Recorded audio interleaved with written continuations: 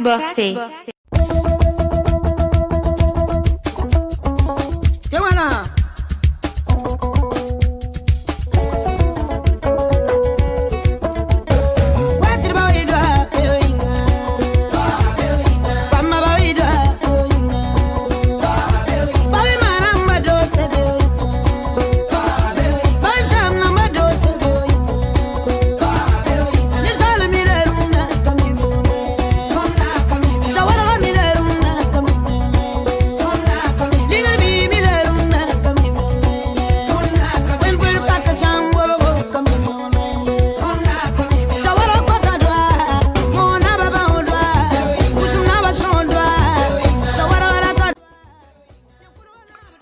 Bonjour à toutes et à tous, très content de vous retrouver en ce début d'année 2024. Je vous souhaite bonne et heureuse année à tous, une bonne année de santé, de prospérité, de bonheur et de réussite à tous les niveaux. Je suis très content de vous retrouver dans le cadre de notre formation panafricaine, dans notre université virtuelle panafricaine, pour vous parler aujourd'hui de la Confédération des Royaumes Mossi entre le 11e et le 20e siècle. Les royaumes Mossi, dont nous allons parler aujourd'hui, désignent plusieurs royaumes africains qui se sont succédés dans le bassin versant du fleuve Volta, notamment la Volta Blanche qui concentre l'actuel Burkina Faso, mais aussi ailleurs en Afrique, comme nous allons le voir, et ont dominé le cours supérieur donc de ce fleuve à partir du XIe siècle, surtout entre les 15e et 16e. Cette domination a perduré jusqu'à la fin du 19e siècle avec la colonisation française donc, qui a abouti à la création de la colonie de la Haute-Volta en 1919. Après les indépendances, ce pays donc garde le nom de Haute-Volta jusqu'en 1983 avec l'arrivée au pouvoir du patriote révolutionnaire Thomas Sankara qui a donc changé le nom en Burkina Faso, pays des hommes et femmes intègres. Au cours de notre cours d'aujourd'hui, donc, nous allons retracer l'histoire des royaumes Mossi, voir l'expansion de ces royaumes et puis comment ils étaient organisés politiquement, socialement et économiquement.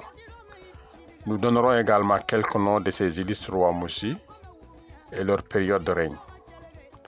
Enfin, nous allons comprendre donc comment l'histoire des Mossi est importante aujourd'hui pour mieux appréhender l'histoire du Burkina Faso, mais aussi des pays de la sous-région où les Mossi sont présents, notamment des pays comme le Tchad, comme le Ghana, mais aussi le Tchad, oui, le Niger, le Cameroun, le Nigeria, etc. Notons aussi que les Mossi sont désignés sous différents noms selon les pays où ils sont. Donc il y a des précisions à faire quand on parle des Mossi. D'abord, on l'écrit de plusieurs façons. En Afrique de l'Ouest, notamment francophone, des pays on écrit Mossi, M-O-S-S-I. Mais il y en a qui l'écrivent, par exemple, Mossi, M-O-S-S-E, ou Mossi, M-O-O-S-E, ou Mossé, M-O-S-E-Y. Ce qu'on appelle les Mossé, M-O-S-E-Y, ou Mossi, M-U-S-S-E-Y, c'est généralement les populations de l'Afrique centrale, du Tchad, du Cameroun, et du Nigeria aussi, alors que ce qu'on appelle les Mossi, qu'on écrit M-O-S-S-I, c'est plus dans l'actuel Burkina Faso, le Bénin, la Côte d'Ivoire, donc et le Ghana. Ça c'est important à comprendre donc, et puis nous allons focaliser aujourd'hui le cours sur les Mossi du Burkina Faso, et puis par extension parler aussi de ceux qui sont Ghana, Togo, Côte d'Ivoire, peut-être Mali, Bénin, donc cette région ouest africaine. Le vocable a connu des évolutions sémantiques donc, à savoir Moro ou Mogo, qui a d'abord désigné l'herbe, puis les gens qui habitent la brousse, c'est-à-dire loin de ses eaux, est qualifié aussi d'ascendant de la princesse Yenenga. Et nous allons revenir sur cette princesse qui serait donc celle qui a fondé le royaume. Les peuples aussi Mossi de l'Afrique de l'Ouest constituent donc un grand groupe social, durable, ayant un esprit qui a poussé ses membres à agir et à penser d'une façon unique au monde. Malgré leur diversité géographique, ils portent une vision unique du monde et une manière spécifique de l'habiter. Ils ne sont pas constitués en royaume unique, mais en deux grands groupes présents en Afrique centrale et en Afrique de l'Ouest. Et ceux qui sont présents en Afrique de l'Ouest ont constitué une sorte de confédération. Ils ont formé donc plusieurs royaumes aussi, et sur lesquels donc nous allons voir comment ils étaient organisés. Alors que quand on regarde ce qui est en Afrique centrale, où on les appelle les Mosé ou Banana, ils sont peut-être moins bien organisés, moins nombreux que ceux de leurs homologues en Afrique de l'Ouest. Donc c'est pour cela que nous avons choisi de nous concentrer beaucoup plus dans ce cours sur les Mossi de l'Afrique de l'Ouest et notamment du Burkina Faso.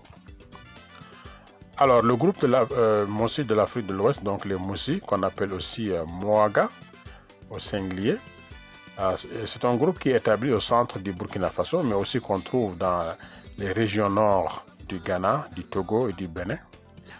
Mais j'en ai aussi expliqué qu'il y a des minorités au Mali et puis en Côte d'Ivoire. Alors, dans notre cours qui était consacré à la princesse Yanenga, nous avions expliqué les origines du peuple Mossi, puisque la Yanenga a été considérée comme la fondatrice. Alors, selon une version assez récente de l'histoire donc des Mossi, c'est une version donnée par un historien du Burkina Faso qui s'appelle Yamba Kendre Beogo. Dans son livre, donc paru en 1963, il donne donc l'explication des Mossi. Il dit que ce sont les descendants de la princesse Yenenga et de Rialé, donc qui était un chercheur et puis qui a rencontré Yenenga, qui engendrèrent au cours du XIIIe siècle un garçon nommé Ouedraogo, mot également transcrit en Ouedraogo W ou bien en Ouedraogo. Mais le patronyme Ouedraogo est très connu dans l'actuel Burkina Faso et il signifie le cheval mâle ou étalon, en l'honneur donc du district blanc qui conduisait la princesse aux jeunes chasseurs.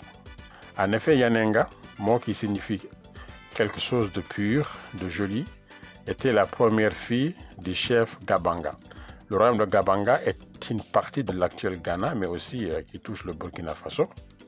Ce chef n'ayant pas d'héritier mâle, cette fille était tenue de se conduire comme un garçon. Elle participait donc aux actions de guerre et montait à cheval. Un jour, dans des circonstances banales, son cheval la conduisit dans la brousse. Il y a d'autres versions aussi sur le fait qu'elle se retrouvait dans la brousse. Je ne vais pas revenir ça dans ce cours ici, mais il faut réécouter notre cours sur la princesse Yanenga, qui est disponible dans notre université, donc panafricaine. Alors, le cheval s'arrêta sur une quarantaine de kilomètres de Gabanga et la princesse dut passer la nuit dans une hutte d'un chasseur de la région du nom de Rialé, mot qui signifie « mange tout ce qu'il rencontre ». Elle demeure avec cet homme et eut un fils qui fut appelé Ouedraogo par le père. Selon cette version de l'histoire, donc, Ouedraogo est l'ancêtre des Mossi. Après la mort de son père, Ouedraogo partit pour la région de Tenkodogo et eut de nombreux fils. L'un d'eux, Zungrana, fut son successeur. Le premier royaume Moaga fut celui de Tenkodogo, fondé incontestablement donc par Ouedraogo. Il y a aussi une autre version, la plus ancienne, de la même histoire, qui remonte quand même au 11e, voire même 10e siècle, qui a sans doute été éclipsée par la tradition écrite, indique que les Mossi sont partis du Tchad pour l'empire du Ghana, donc dans l'actuel est du Sénégal, sud du Mali, sud de la Mauritanie et sud-ouest du Mali, donc l'ancien empire du Ghana, à ne pas confondre avec le Ghana actuel. L'un des anciens empires donc, africains a existé au Moyen-Âge, dont le centre donc, se trouve dans la zone frontière donc, actuellement donc, du Mali, Mauritanie, Sénégal, comme je l'ai expliqué. Sa capitale était Koumbi-Salé. Il est le premier des trois grands empires marquant la période impériale ouest-africaine. Il faut préciser que le nom Burkina Faso donc, et Ghana sont très récents par rapport à l'existence des Mossi. Le nom Ghana, c'est avec Kwame Nkrumah qui a choisi de donner à la Gold Coast Ghana. Et Burkina Faso, comme nous allons y revenir, c'est Thomas Sankara qui l'a choisi en 1983 à la place de la Haute-Volta qui était une colonie française. Alors, en 1932, donc, la Haute-Volta est partagée entre le Soudan français et la Côte d'Ivoire et le Niger. Et en août 1984, la Haute-Volta, donc, après être devenu indépendant, prend le nom de Burkina Faso, qui est donc le pays des hommes intègres. Burkina intègre et Faso, patrie, donc patrie des hommes et femmes intègres. Le territoire du Burkina Faso actuel a été parcouru par de nombreuses migrations. À partir du XIe et même du XIIe siècle, les premiers royaumes aussi se sont constitués. Notamment, nous avons le royaume de Gourma, le Manproussi, le Dagomba, le Yatenga, le royaume de Bassouma et le royaume de Ouagadougou. Ce dernier royaume, donc celui de Ouagadougou, devint rapidement le plus influent. Il était dirigé par le Moronaba Kouda, à la fois roi et magicien, descendant de la princesse Kouda Yenega, donc qui est considérée comme la mère mythique du peuple Mossi. Au XIIIe et XIVe siècle, ces royaumes s'opposèrent aux grands empires de la boucle du Niger, à savoir donc l'empire du Mali, et puis son successeur, l'empire Songé. Et ils n'hésitèrent pas à s'attaquer et à raser donc les marges quand ils s'enfonçaient plus profondément dans le sud. Mais la puissance de leurs armées permit au royaume aussi de préserver aussi l'essentiel de leur indépendance. Toutefois, à la fin du XVe siècle, l'empire Songé établit sa suprématie sur la boucle du Niger en mettant fin aux chevauchées des Mossi, notamment sous le roi du Songé, donc le puissant roi Soni Alibert, appelé Ali le Grand, qui a régné entre 1464 et 1493.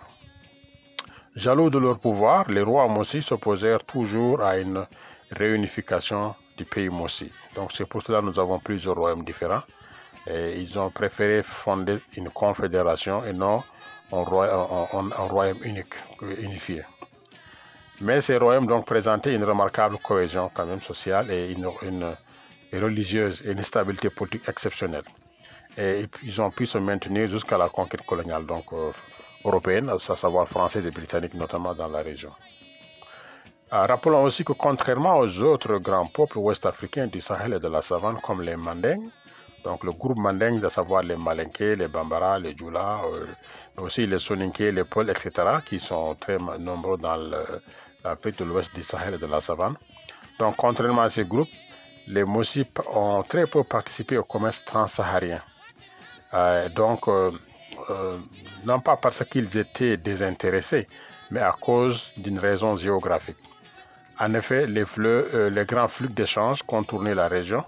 Et pour cette raison, les Mossi furent beaucoup moins touchés que leurs voisins par la traite des esclaves, mais aussi par l'islamisation. Il a fallu donc attendre pratiquement assez longtemps pour que certains Mossi soient islamisés, mais aussi d'autres vont garder la religion traditionnelle et vont finalement être convertis au catholicisme sous la colonisation française grâce au rôle joué par les missionnaires français soutenus donc dans leur projet d'évangélisation par le pouvoir colonial. Alors, comment étaient organisés politiquement les royaumes Mossi? Le système politique en pays Mossi donc est un système monarchique. Le souverain, donc monarchie, ça veut dire ça transmet donc de façon héréditaire. Le souverain, le Yetenga Naba, est un Nakombogal, fils de Rima, c'est-à-dire d'un souverain ayant effectué un voyage d'intronisation qu'ils appellent le Ringu.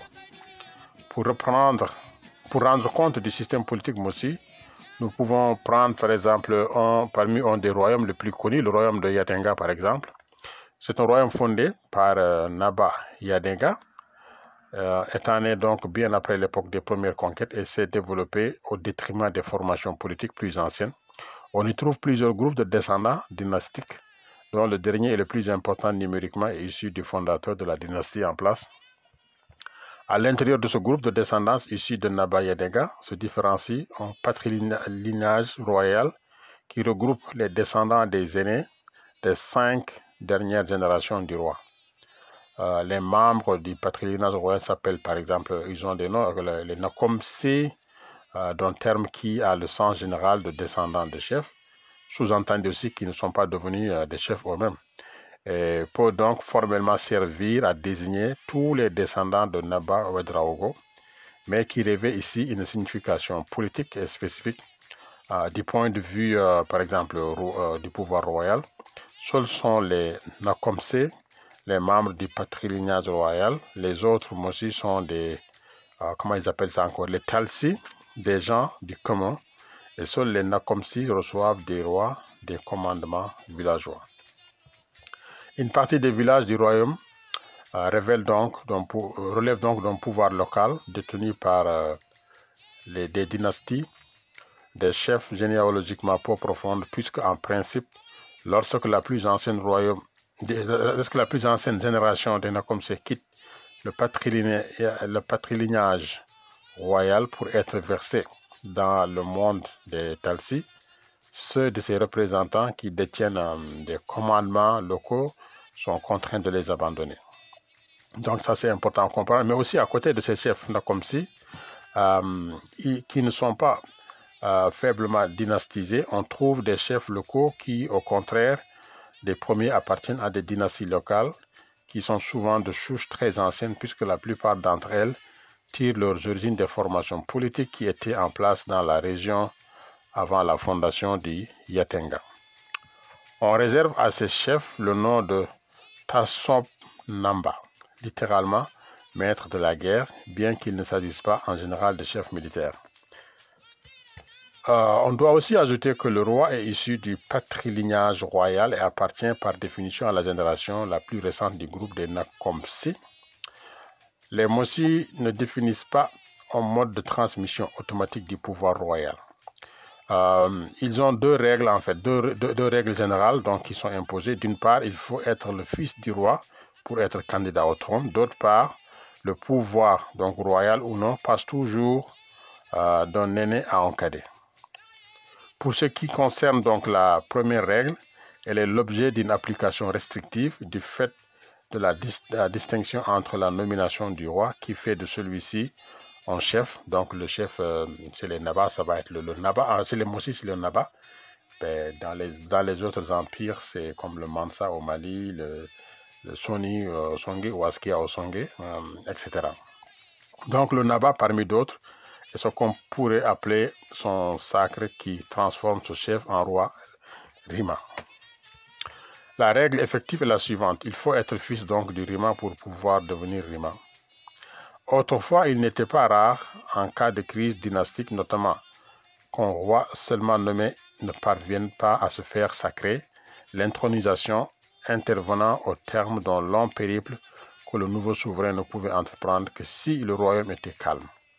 En principe, à la mort d'un roi, tous les fils de roi, donc tous les Rima, sont des candidats potentiels au trône. En fait, seuls les aînés des cohortes des frères fils d'un même roi fournissent les candidats effectifs.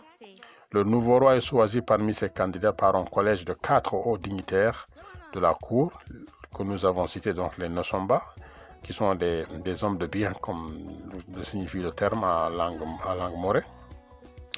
À l'origine, les Nosomba, 3 Mossi et un captif, étaient des chefs de 4 groupes de serviteurs royaux qui entourent le roi. Chacun de ces groupes ayant sa vocation propre à mesure que s'est développé l'appareil d'État, l'importance de ces chefs a crû jusqu'à ce qu'ils deviennent dans la première moitié du XIe siècle. Toujours sur le plan politique, il faut rappeler que les royaumes aussi, même s'ils ne formaient pas une entité donc unique, étaient organisés quand même d'une façon intéressante, comme je l'ai rappelé, c'était comme une sorte de confédération. Et avant l'arrivée donc du colonisateur, le centre du territoire était contrôlé par cette confédération Mossi regroupant 4 ensembles politiques, à savoir donc le Yatenga, le Wogodogo ou bien Ouagadougou, qui était le plus puissant que j'ai mentionné, le royaume de Bassouma, mais aussi le royaume de Tenkodogo. À l'est avait été édifié le royaume de Gourma. Donc aujourd'hui, cette région de Fada Gourma qui est très connue dans laquelle le Burkina Faso, est à l'ouest dominée par les souverains Djoula, donc du royaume de Kon, Kon, K-O-N-G. Au XVIIIe siècle, donc était disputée entre plusieurs royaumes également. À l'heure actuelle, malgré les indépendances et la création de la République de Haute-Volta devenue Burkina Faso, il existe toujours 5 royaumes traditionnels Mossi distincts. Dans l'actuel Burkina Faso, vous allez trouver les royaumes de Tenkodogo, Fada, Ouéguia, Ouagadougou, Bousouma qui fournissent encore leur roi Naba, Marou Naba qui est encore respecté dans le Burkina Faso indépendant. Et il y a vraiment beaucoup de rois qui sont mentionnés dans les sources, notamment la tradition orale, mais aussi les sources écrites. Et la liste des Moronaba est très longue, hein, mais nous allons par exemple reprendre quelques-uns qui ont régné sur le Ouagadougou. Par exemple, Ouedraogo, hein, fils de Rialé et de Yanenga, vers 1132, dit-on, fondateur donc de ce royaume. Il y a aussi Zungrana, fils de Naba Ouedraogo, hein, et lui il a régné une longue période de 50 ans. Mais aussi on a Oubir, fils de Zungrana, qui a eu 62 ans de pouvoir entre 1182 et 1244.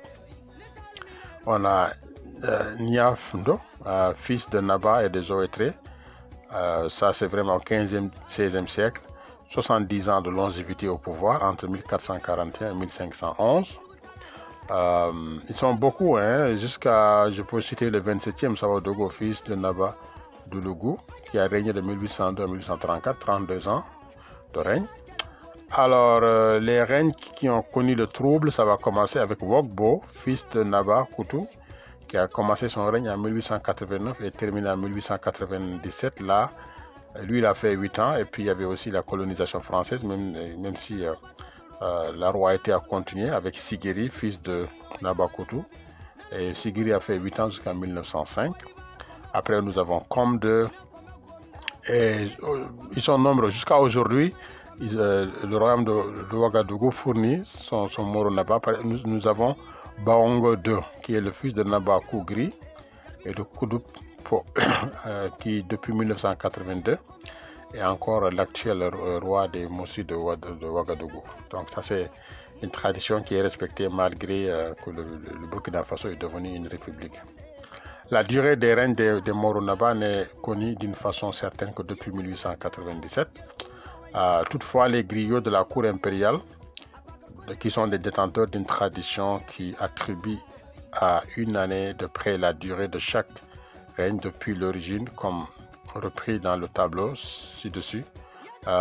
Cependant, on estime désormais que le légendaire Nadenga vivait vers 1400 et que l'union de sa fille Yanenga avec le chasseur donc Mandé du nord de Rialé est l'illustration de l'acculturation en cours à cette époque. Dans ce contexte, donc, les règnes des premiers Moro Naba sont parfois placés vers le 15e siècle. Donc ça, c'est un peu aussi qui fait la difficulté à savoir exactement à quelle période les Mossi ont commencé à fonder le royaume.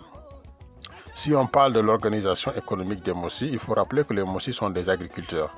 Notamment, ils cultivent beaucoup de mil, donc qui est la première céréale donc cultivée en Afrique de l'Ouest du Sahel de la savane, hein, qu'on retrouve dans tous les pays ouest-africains, Sénégal, Mali, Burkina, Niger et tout ça.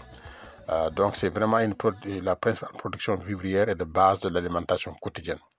Mais les Mossi aussi ont d'autres plantes à usage alimentaire comme le maïs, hein, le haricot, les pois de terre, l'arachide également, ils en cultivent beaucoup. Et ils ont également des produits de cueillette. Le plus important, par exemple, c'est la noix de karité. Hein, ils travaillent ça beaucoup. Ils vont extraire les matières grasses et puis transformer ça en huile, en savon, etc. Les Mossi aussi cultivent beaucoup le coton. Hein.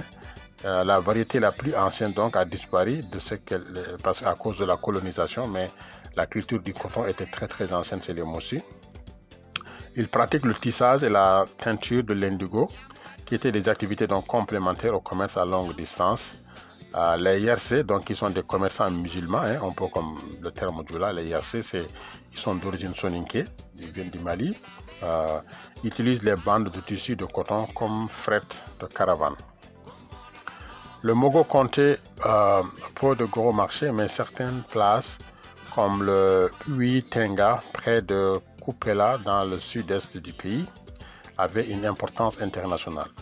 Le Yatenga produisait du fer. Les forgerons locaux le transformaient en instrument aratoire, donc pour l'agriculture, l'instrument de travail, mais aussi des armes dont une partie était exportée vers le Mogo central, qui était pauvre en minerais. Donc le travail de ces forgerons également a permis d'avoir une maîtrise de l'armement et l'extension de ces royaumes-là.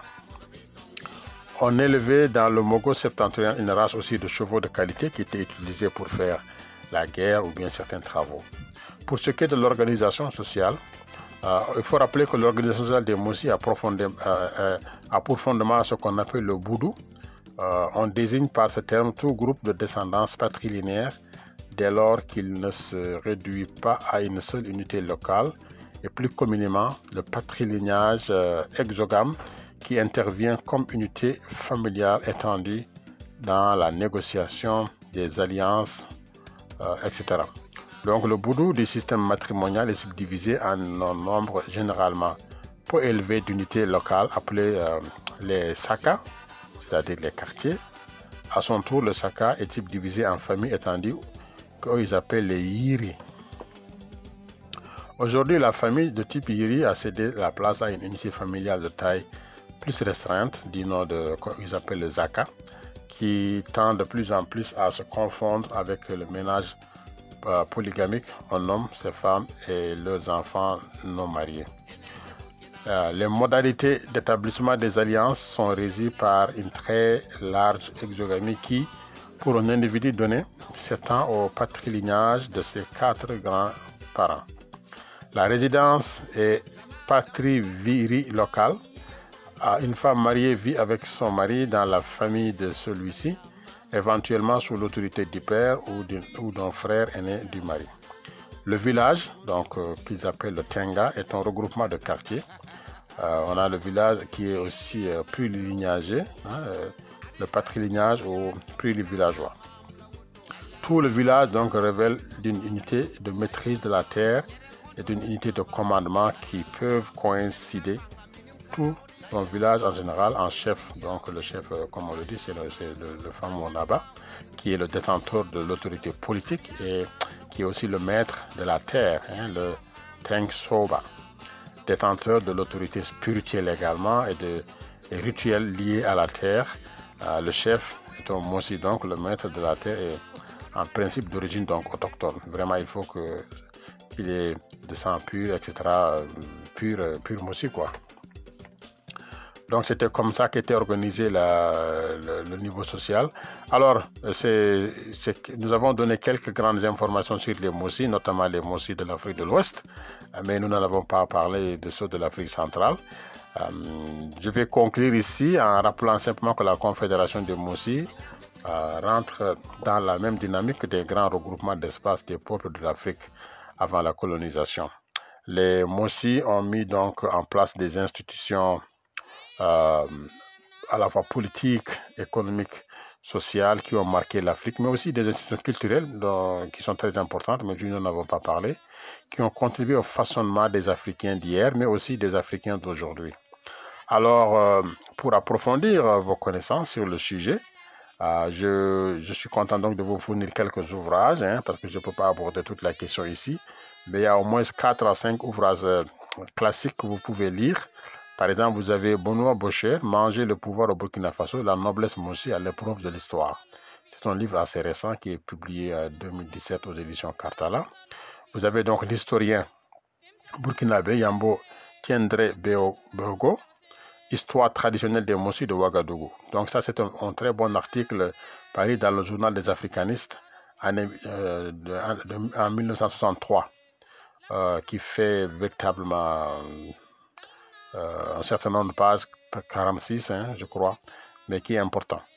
Il y a le livre de Michel Izard, Introduction à l'histoire du royaume Mossi, un livre de 476 pages qui permet de comprendre véritablement l'histoire des Mossi. Et enfin, on peut prendre le livre de Madiega Yenou Yaba, Georges, Burkina Faso, 100 ans d'histoire, même s'il raconte les derniers épisodes, les dernières existences du royaume Mossi, il donne quand même des informations assez intéressantes.